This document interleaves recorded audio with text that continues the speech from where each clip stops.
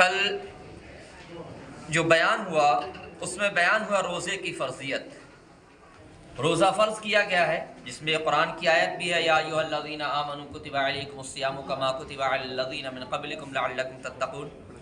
اے ایمان والو، تم پر روزے فرض کیے گئے جس طرح تم سے پہلی امتوں پر فرض کیے گئے، اس لیے تاکہ تم تقوی اختیار کرو، پرہیزگار بن جاؤ. محترم حضرات، آج روزے کی تعریف اور روزے کا وقت.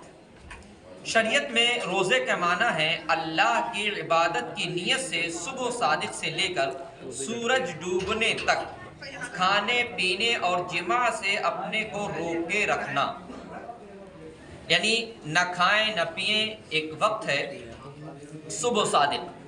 صبح صادق وہ وقت ہے کہ جو سحری کا وقت ختم ہو جاتا ہے اور فجر کا وقت شروع ہو جاتا ہے. اس کی پہچان یہ ہے کہ آسمانوں میں مشرق کی طرف یعنی پورب کی طرف جدھر سے سورج نکلتا ہے، سورج جہاں سے نکلتا ہے ٹھیک اس کے اوپر ایک سفید نشان آتا ہے، اور وہ نشان اتر اور دکن کی طرف ہوتا ہے، سفید پٹی.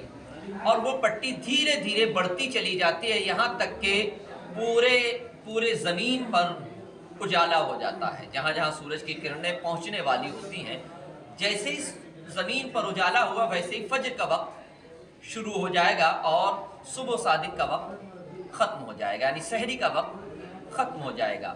پھر کچھ دیر کے بعد سورج نکلنا شروع ہوتا ہے، تو جیسے ہی سورج نکلنا شروع ہوگا پھر فجر کا وقت بھی ختم ہو جائے گا. تو یہ صبح صادق کا وقت ہے.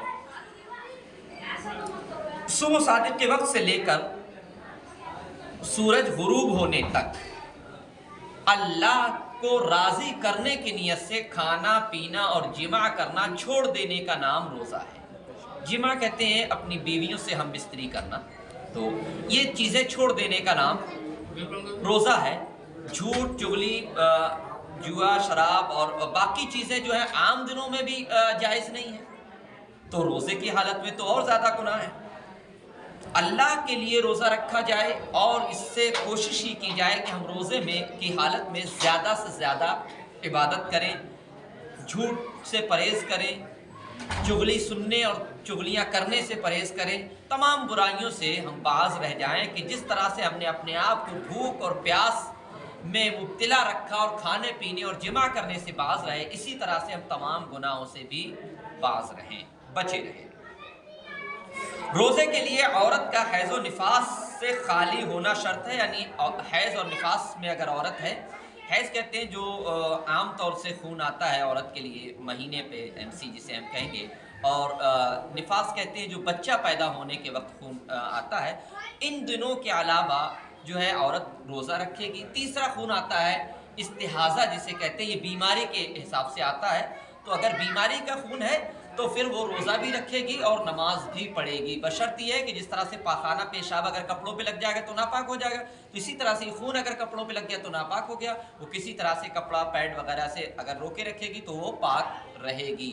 جب تک وہ کپڑا اور پیڈ نہ ہٹائے گی تو وضو بھی باقی رہے گا. تو اس حالت میں روزہ اس وقت نہ رکھے گی عورت، لیکن جیسے ہی پاک ہوگی تو پھر بقیہ روزے جو چھوٹے تھے باقی دوسرے دنوں میں رکھنا ضروری ہے. حیض و نفاس والی پر فرض ہے کہ پاک ہونے کے بعد ان دنوں کے روزے کی قضا رکھے. نابالغ پر روزہ فرض نہیں اور مجنون پر بھی روزہ نہ ہوگا جبکہ پورا مہینہ رمضان کا جنون کی حالت میں گزر جائے. یعنی جو بچے نابالغ ہیں ان پر روزہ فرض نہیں ہے، لیکن ہاں بچے اگر 9-10 سال 11 سال کے مضبوط بچے ہیں تو ان سے روزہ رکھوایا جائے. ضروری ہے، کیونکہ عادت کیسے پڑے گی؟ عادت ایسے ہی پڑے گی. ہم بھی روزہ رکھے ہیں، آج کل حالات یہ ہیں کہ بہت لوگ کم روزہ رکھتے ہیں، بہت سے لوگ روزہ نہیں رکھتے، تو یہ بڑا گناہ ہے. روزہ کا انکار کرنے والا کافر ہو جائے گا اور روزہ نہ رکھنے والا بڑا گناہ گار رہے گا. تو روزہ رکھیں، اور روزے کی بہت فضیلتیں ہیں. روزے دار کے لیے نبی پاک صلی اللہ علیہ وسلم نے ارشاد فرمایا کہ 2 خوشخبریاں ہیں. ایک تو وہ خوشخبری ہے کہ جس وقت وہ روزہ افطار کرتا ہے اسے ایک عجیب سی خوشی ہوتی ہے، اور ایک جو اہم خوشخبری ہے، خاص خوشخبری ہے